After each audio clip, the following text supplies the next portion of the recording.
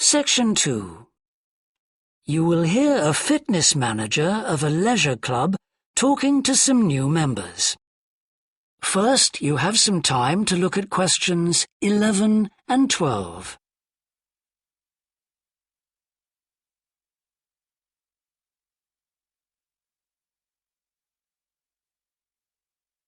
Now listen and answer questions 11 and 12. On behalf of LP Clubs, I'd like to welcome you all here today. My name's Sandy Fisher, and I'm one of the fitness managers here. Before we start our tour of the club, I'll just run through some basic information about the facilities we have here, including recent improvements, and explain the types of membership available. Our greatest asset is probably our swimming pool, which at 25 metres isn't Olympic-sized, but now we've expanded it to 8 lanes, it's much wider. This means there are rarely more than a couple of people at a time in each lane. Unfortunately, there isn't space for an outdoor pool here, but the glass roof on the swimming pool is partly retractable, which means you can enjoy something of the open-air experience on warmer days. Our recently refurbished fitness suite has all the latest exercise equipment, including 10 new running machines and a wide range of weight training machines. Each member is given full training in how to operate the equipment, and there is always a trainer on duty to offer help and advice. Although we do have adult-only times after 6 and at certain times at weekends, children are well catered for. Older children continue to benefit from a wide range of tuition, anything from trampolining to yoga. Section 3. You will hear a student called John talking to a professor about a design competition he is entering. First, you have some time to look at questions 21 to 25.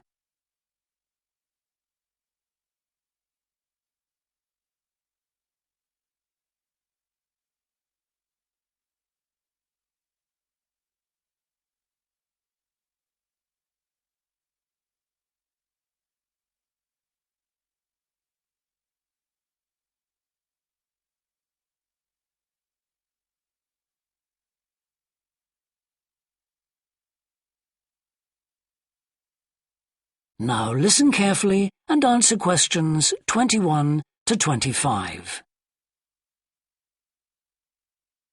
Hello, Professor. I'm John Wishart. I'm working on my entry for the Global Design Competition. My tutor said you might be able to help me with it.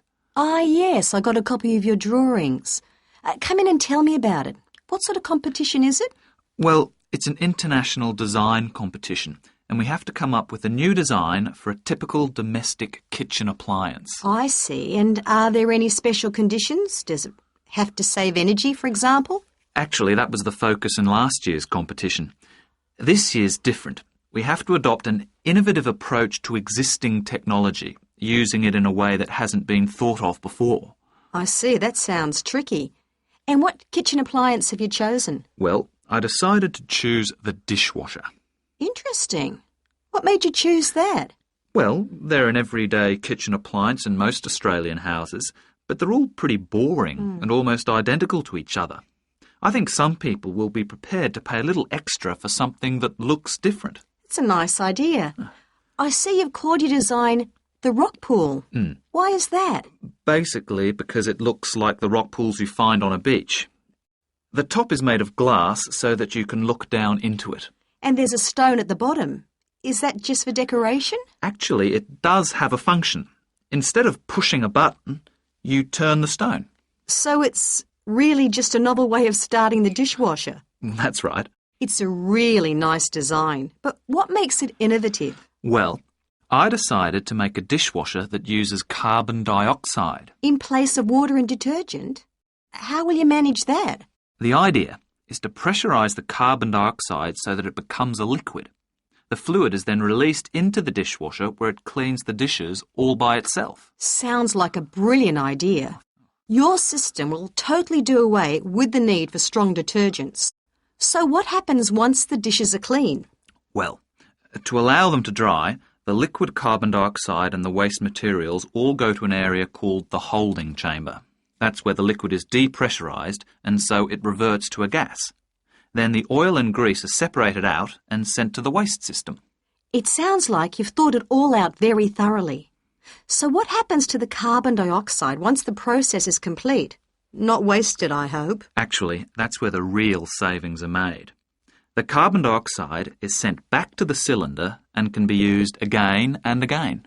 What a terrific idea. Do you think it will ever be built? Probably not, but that's okay. Well, I'm sure a lot of positive things will come out of your design. Section 2. You will hear a representative of a city council giving information about 2 new facilities which are opening soon in the city. First, you have some time to look at questions 11 to 14.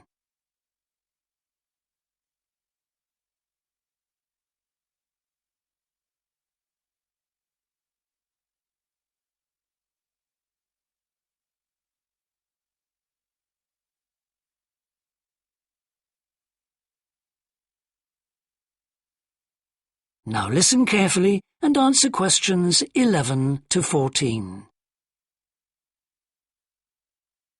Good morning.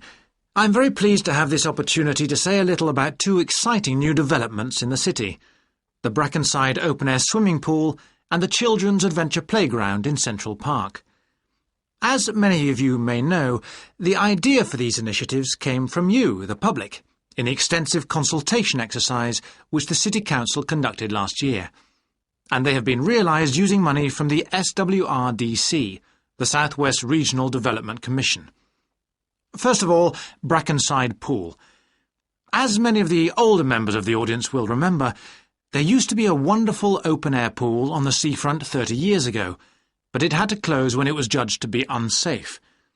For the design of this new heated pool, we were very happy to secure the talents of internationally renowned architect Ellen Wendon, who has managed to combine a charming 1930s design, which fits in so well with many of the other buildings in the area, with up-to-the-minute features such as a recycling system, the only one of its kind in the world, which enables seawater to be used in the pool. Now, there's been quite a bit of discussion in the local press about whether there would be enough room for the number of visitors we're hoping to attract, but the design is deceptive, and there have been rigorous checks about capacity. Also, just in case you were wondering, we're on schedule for a June the 15th opening date, and well within budget. A testimony to the excellent work of local contractors, Hickman's. We hope that as many people as possible will be there on June the 15th. We have engaged award-winning actress Coral White to declare the pool open, and there'll be drinks and snacks available at the poolside. There'll also be a competition for the public to decide on the sculpture we plan to have at the entrance. You will decide which famous historical figure from the city we should have. Section 3. You will hear 2 anthropology students called Victor and Olivia discussing their joint presentation about a Norwegian explorer called Thor Heyerdahl. First, you have some time to look at questions 21 to 24.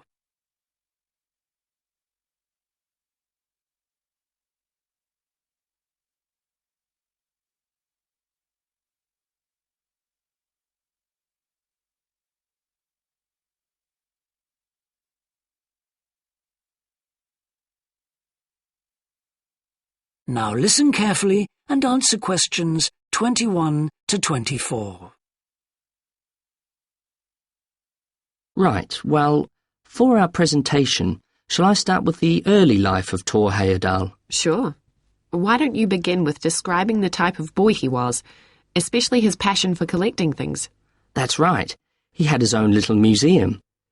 And I think it's unusual for children to develop their own values and not join in their parents' hobbies.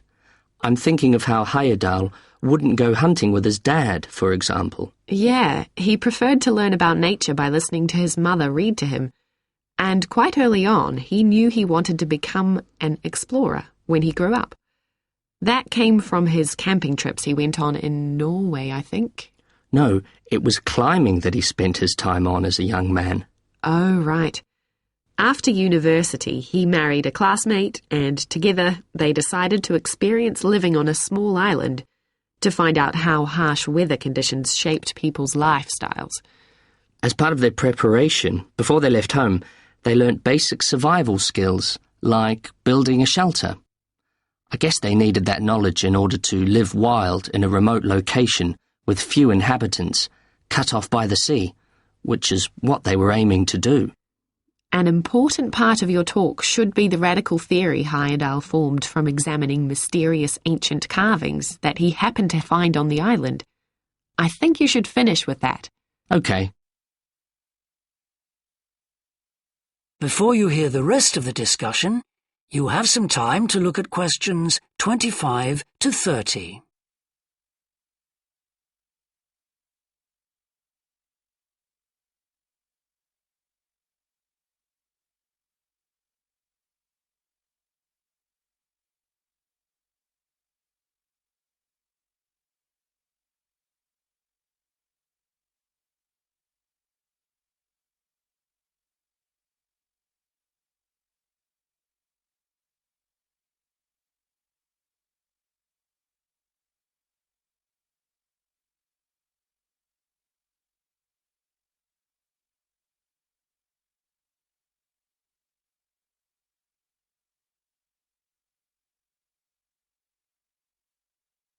Now listen and answer questions 25 to 30.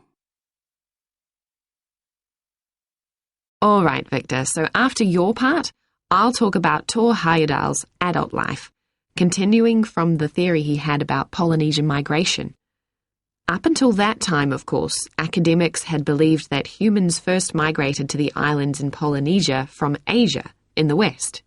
Yes, they thought that travel from the east was impossible because of the huge empty stretch of ocean that lies between the islands and the nearest inhabited land. Yes, but Heyerdahl spent ages studying the cloud movements, ocean currents, and wind patterns to find if it was actually possible. And another argument was that there was no tradition of large shipbuilding in the communities lying to the east of Polynesia. But Heyerdahl knew they made lots of coastal voyages in locally built canoes. Yes, or sailing on rafts, as was shown by the long voyage that Heyerdahl did next. It was an incredibly risky journey to undertake. Sometimes I wonder if he did that trip for private reasons, you know, to show others that he could have spectacular adventures. What do you think, Olivia? Well, I think it was more a matter of simply trying out his idea, to see if migration from the east was possible. Yes, that's probably it. And the poor guy suffered a bit at that time because the war forced him to stop his work for some years. Yes. When he got started again and planned his epic voyage, do you think it was important to him that he achieve it before anyone else did? I haven't read anywhere that that was his motivation. The most important factor seems to have been that he used only ancient techniques and local materials to build his raft. Yes. I wonder how fast it went. Well, it took them 97 days from South America to the Pacific Islands. And after that, Heyerdahl went to Easter Island, didn't he? We should mention the purpose of that trip. I think he sailed there in a boat made out of reeds. No, that was later on in Egypt, Olivia. Oh, yes, that's right. But what he wanted to do was talk to the local people about their old stone carvings and then make one himself to learn more about the process. I see. Well, what a great life.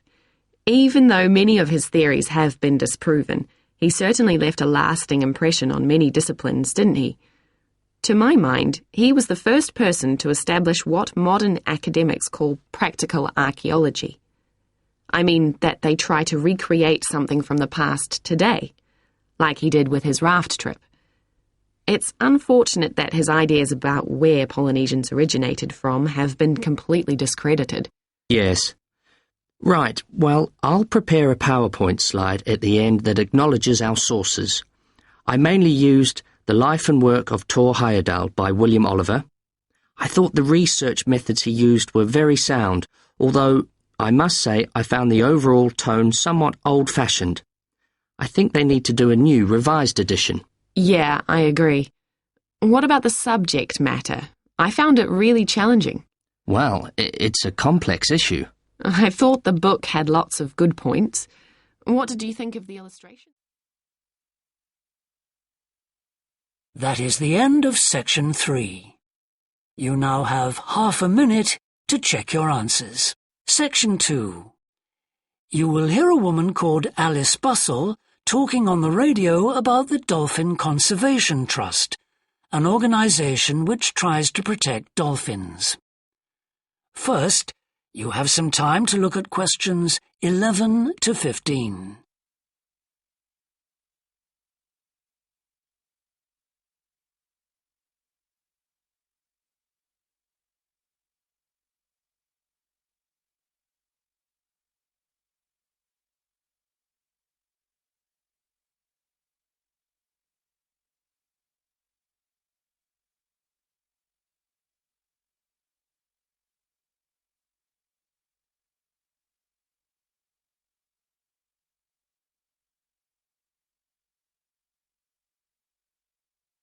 Now listen carefully and answer questions 11 to 15. Today we're pleased to have on the show Alice Bussell from the Dolphin Conservation Trust. Tell us about the trust, Alice. Well, obviously its purpose is to protect dolphins in seas all around the world. It tries to raise people's awareness of the problems these marine creatures are suffering because of pollution and other threats. It started 10 years ago, and it's one of the fastest growing animal charities in the country, although it's still fairly small compared with the big players in animal protection. We're particularly proud of the work we do in education. Last year, we visited a huge number of schools in different parts of the country, going round to talk to children and young people aged from 5 to 18. In fact, about 35% of our members are children. Oh. The charity uses its money to support campaigns, for example, for changes in fishing policy and so forth. It hopes soon to be able to employ its first full-time biologist with dolphin expertise to monitor populations. Of course, many people give their services on a voluntary basis, and we now have volunteers working in observation, office work and other things. I should also tell you about the award we won from the Charity Commission last year for our work in education. Although it's not meant an enormous amount of money for us, it has made our activities even more widely publicised and understood. In the long term, it may not bring in extra members, but we're hoping it'll have this effect. Is it possible to see dolphins in UK waters? Yes, in several locations. And we have a big project in the east part of Scotland. This has long been a haven for dolphins because it has very little shipping. However, that may be about to change soon because oil companies want to increase exploration there. We're campaigning against this because, although there'll be little pollution from oil, exploration creates a lot of underwater noise. It means the dolphins can't rest and socialise. This is how I became interested in dolphin conservation in the first place. I had never seen one, and I hadn't been particularly interested in them at school. Then I came across this story about a family of dolphins who had to leave their home in the Moray Firth because of the oil companies, and about a child who campaigned to save them. I couldn't put the book down. I was hooked. Section 3. You will hear a student called Rob, who is in the first year of a theatre studies course, talking to another student called Mia, who's in the fourth year of the same course. First, you have some time to look at questions 21 to 25.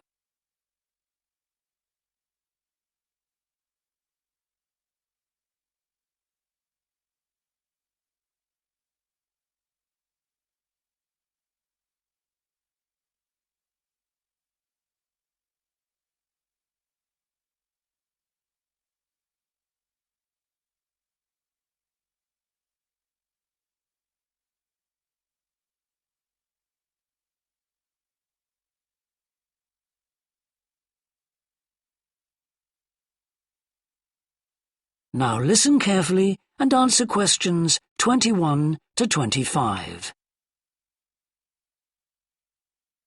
Hi, Rob. How's the course going? Oh, hi, Mia. Yeah, great. I can't believe the first term's nearly over. I saw your group's performance last night at the student theatre. It was good. Really? Yeah, but now we have to write a report on the whole thing, an in-depth analysis. I don't know where to start. Like, I have to write about the role I played, the doctor, how I developed the character. Well, what was your starting point? My grandfather was a doctor before he retired, and I just based it on him. Okay, but how? Did you talk to him about it? He must have all sorts of stories, but he never says much about his work, even now. He has a sort of authority, though. So, how did you manage to capture that? I'd visualise what he must have been like in the past when he was sitting in his consulting room listening to his patients. Okay, so that's what you explain in your report. Right. Then there's the issue of atmosphere. So in the first scene we needed to know how boring life was in the doctor's village in the 1950s. So when the curtain went up on the first scene in the waiting room, there was that long silence before anyone spoke.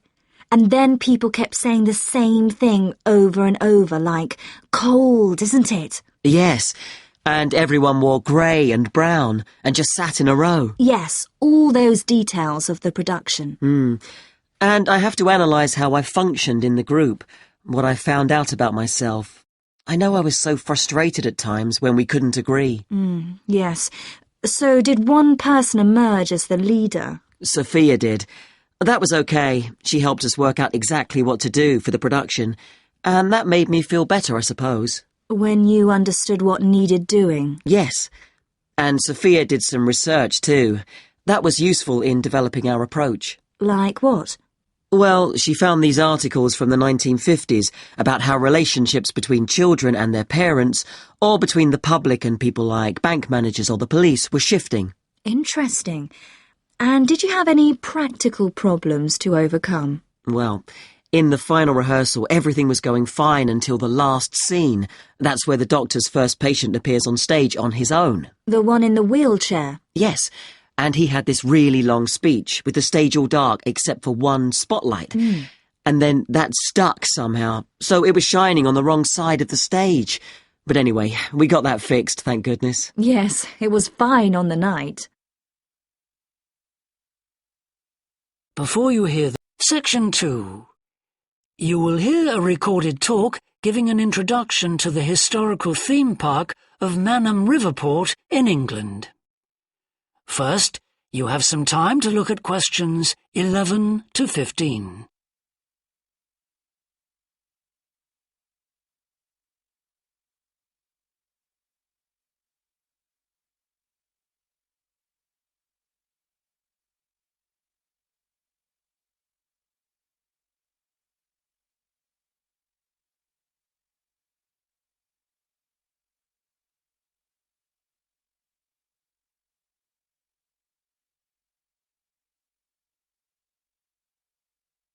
Now listen carefully and answer questions 11 to 15.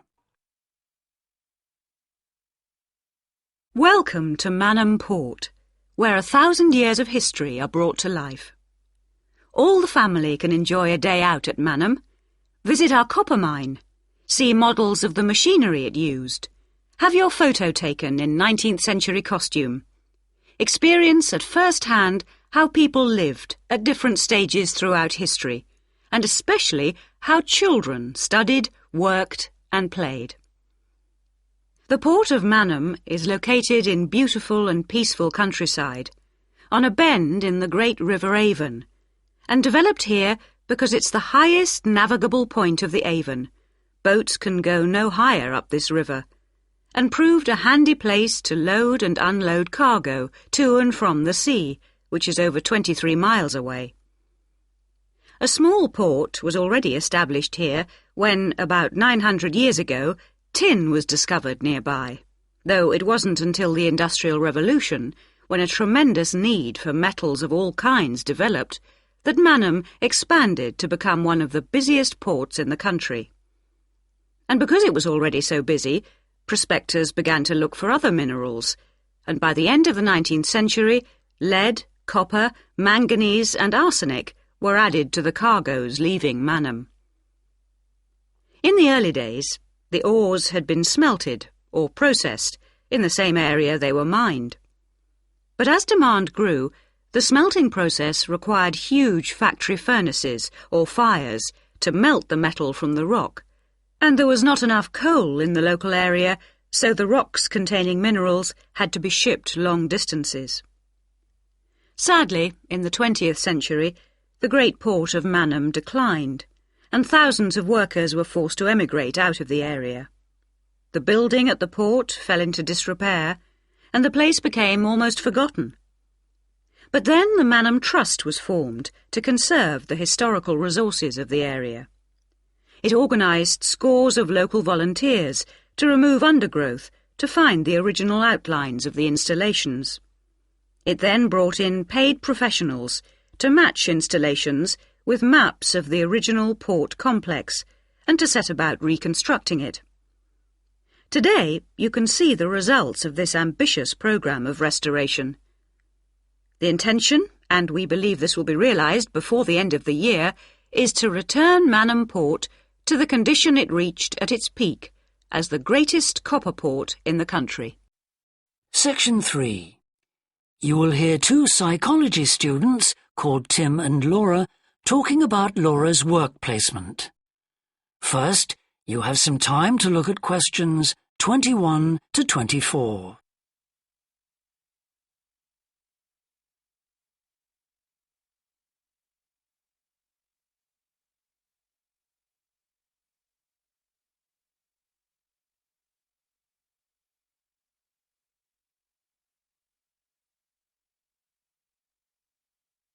Now listen carefully and answer questions 21 to 24.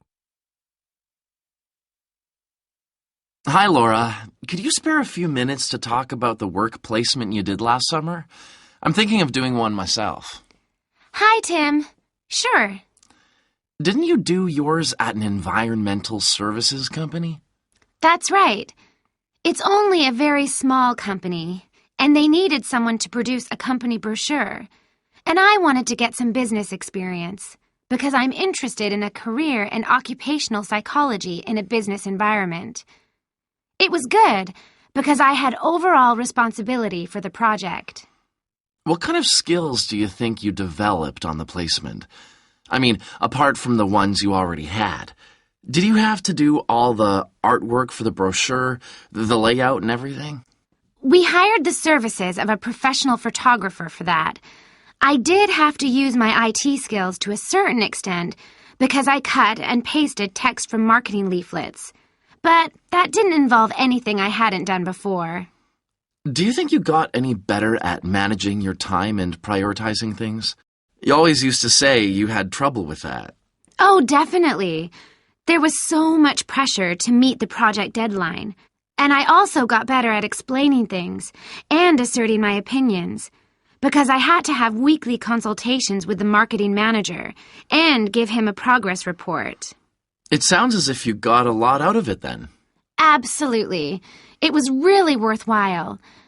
But, you know, the company benefited too. Yes, they must have done. After all, if they'd used a professional advertising agency to produce their brochure instead of doing it in-house, presumably they'd have paid a lot more. Oh, yes. I worked it out. It would have been 250% more, and I thought the end result was good, even though we did everything on site. The company has quite a powerful computer, and I managed to borrow some scanning software from the university. The new brochure looks really professional. It enhances the image of the company straight away. So, in the long run, it should help them to attract clients and improve their sales figures? That's the idea, yeah. Before you hear the rest of the discussion,